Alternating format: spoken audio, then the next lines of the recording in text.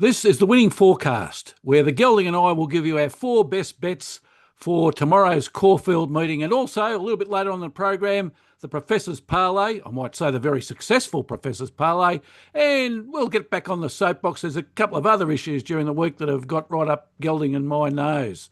But before that, it's a welcome to the Gelding. Good afternoon, Professor and listeners. Yes, Professor, congratulations on the Professor's Parlay. Can I sneak out at what it's rating at the moment? Yes, you can, Gelding. 50%, not only for the horse and also two other sports. So any tips are going well, Professor. As I said to you, I'd be happy with the horses running at 30 or 40%. You're running with three tips, 50%. Fantastic effort. All right, Gelding. Well, let's give some value to the viewers. What we might say is, like the video, subscribe to the channel, because not only do you get the winning forecast, but you also get the scrum feed and you also get Sportsfan Radio. So 3 great shows, all on the one podcast. Good stuff. Yes, indeed. Very good. 10 race card at Caulfield tomorrow, Gelding. The first at 12:15, the last at 5:35 p.m. The feature race, race 8, it's a Group 1. The Blue Diamond Stakes for 2-year-olds, over 1,200 metres. It's worth $2 million, Gelding. Wouldn't we love to have a horse in that race? I would love to, Professor. And, yeah, we've tried a few times, but, oh, well. I don't think we've got close, Gelding. C'est la vie. Oh, well, a lot of excuses, Professor. All right. At least the trainers we've had have had a few runners. Yes, Gelding. We've always had good trainers, haven't we? I'll leave that one alone, Professor, if I can. All right, Gelding. The track's a good 4.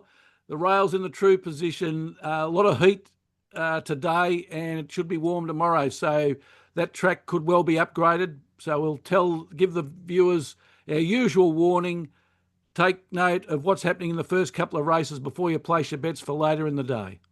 Yeah, Professor, a good tactic that, just to get the pattern of racing. Very bad one. So no confidence in the jockeys at the moment.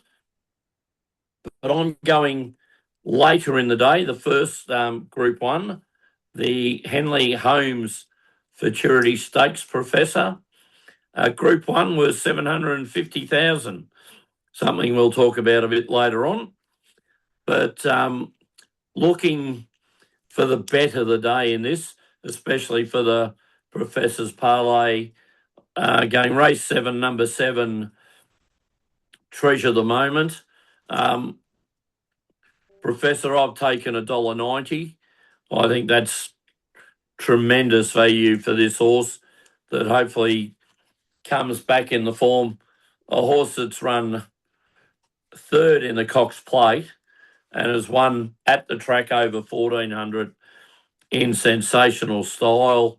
Last campaign, I think $1.90 reads very good value.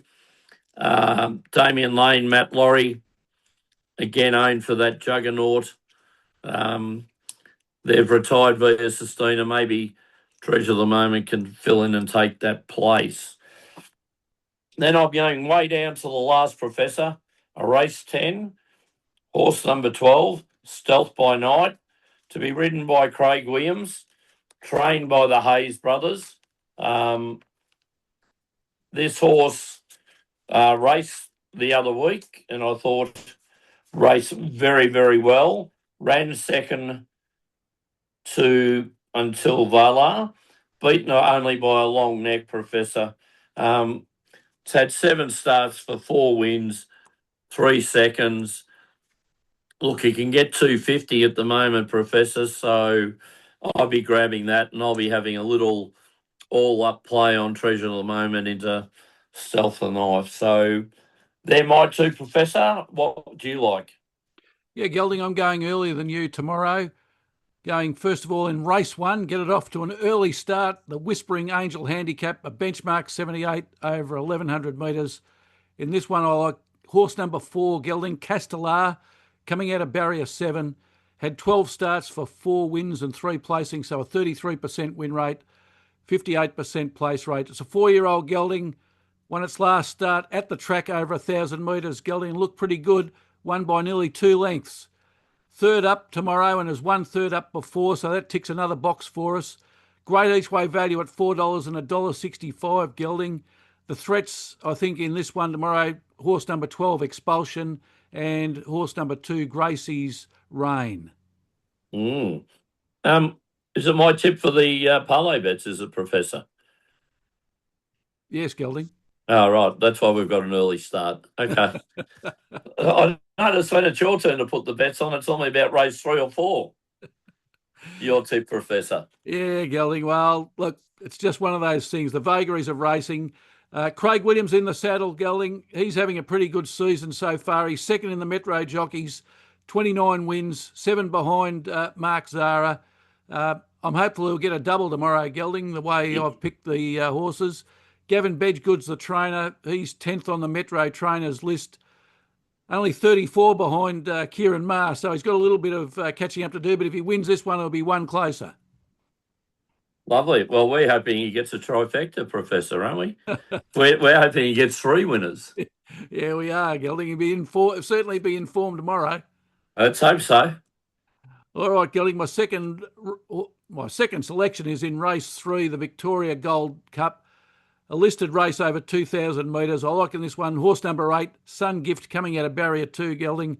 22 starts for 5 wins and 8 placings, 23% win rate, 59% place rate.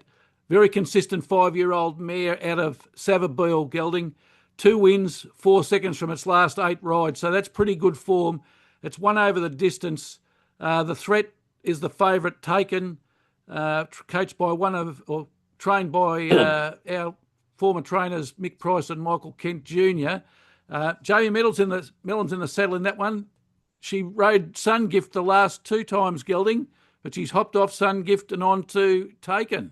Yes, Professor Danny O'Brien, though, is in fine form lately. So you've gone with a stable in form with a horse that in form. So I like it, Professor. Yeah, 15% career win rate. This season so far, 16.4%. So he's up on his career rating. He's 7th in the Metro trainers with 18 wins. So having a very nice season, Gelding. Yeah, having a nice season. But as I said, the last couple of weeks, you're seeing Danny O'Brien being interviewed on TV a fair bit after the races, which is always a good sign, Professor. Yes, always a sign that the trainer's in form. Yes. So I do like you've picked horses in form, and we've got Craig Williams on 3 of our tips. I'm not going to say anything, Gelding. We'll just keep our fingers crossed. So I look forward to the Texas tomorrow, Professor. There's been some furious texting between you and I over the last few weeks, Gelding. As I said, Professor, not casting doubts, but the jockeys seem to be getting away with doing basically what they want to do and no comeback. And I don't think a lot of the senior jockeys are giving some of their horses the best chance to win a race. All right, Gelding, my 2 for tomorrow. Race 1, horse 4, Castellar, and race 3, horse 8, Sun Gift. And let's now turn to the Professor's Parlay, the very successful Professor's Parlay we can say at the moment. Last week, Tenterus saluted very nicely, and we parlayed that into Bryce Cotton and Nathan Sobey, both to score 15 points or more, and they did that quite easily. For our $5 investment, Gelding, we got back $19.90, which was very nice indeed. Showing a nice little profit, Professor.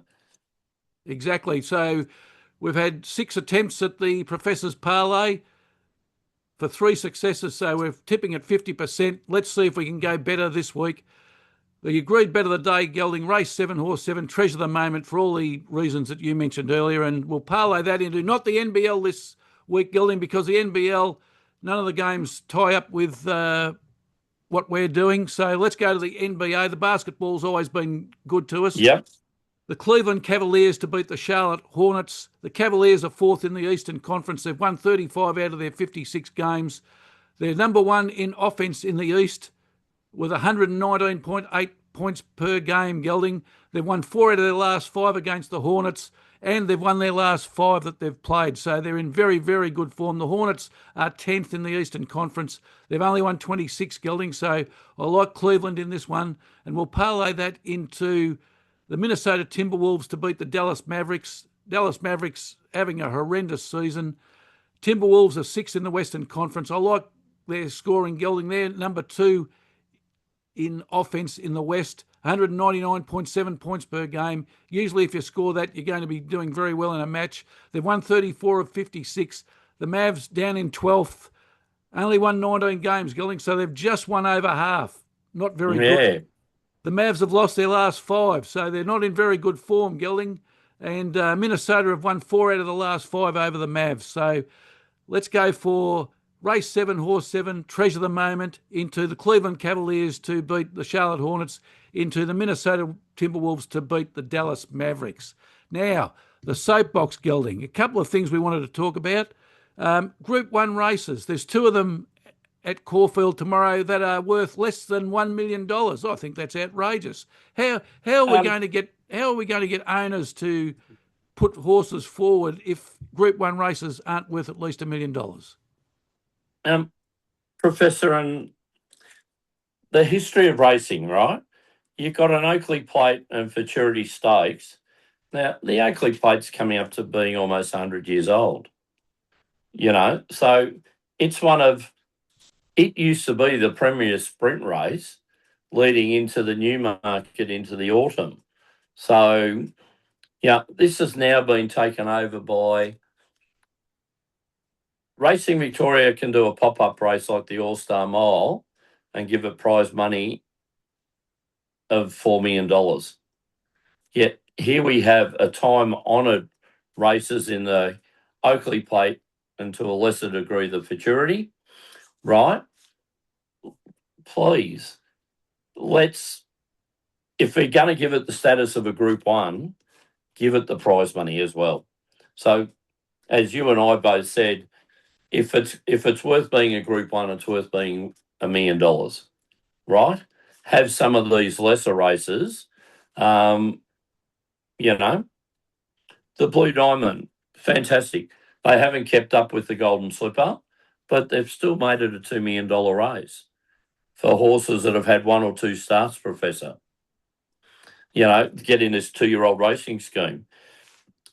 The Oakley Plate's supposed to be for the best sprinters in the land and a handicap, so you can, get on. So, look, I just think if these Racing Victoria and racing clubs, they're all about having Group 1s and they want them, well, give them the appropriate prize money to match it. Yes, Gelding, it's a very good point. And we'd ask the viewers if they've got an opinion, should Group 1 races be at least worth $1 million? Put a comment down in the comments, and we'd like to see what you've got to say, and we'll talk about it again next week if there's some really good comments. The second for the soapbox, Gelding, we seem to have multiple soapboxes over the last few weeks. Race 4, Gelding, the Autumn Classic, a Group 2 race. I thought it was summer. How can you run the Autumn Classic in summer? That's just bizarre. Yes, Professor.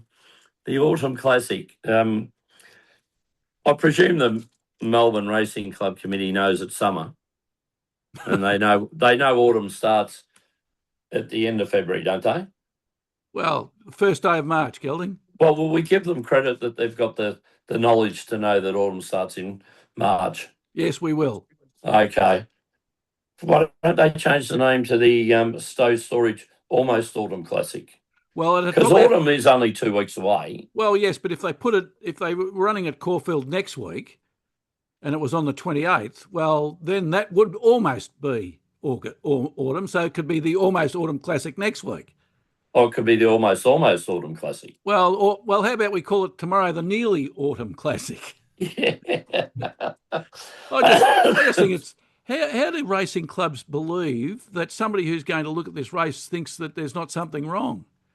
Well, if you're coming from overseas, Professor, right, say you're from America and you come down from Kentucky and you're at the races tomorrow, oh, I thought I was here in summer.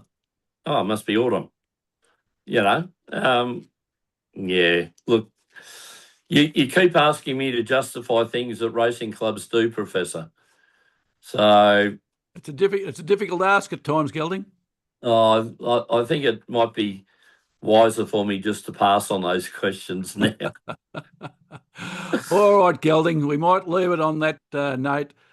Once more for the viewers, don't forget to like the video and subscribe to the channel. Plenty of great videos coming out from Sportsfan Radio, the Scrum Feed and the Winning Forecast. Until next week, Gelding, it's good luck. And good punting.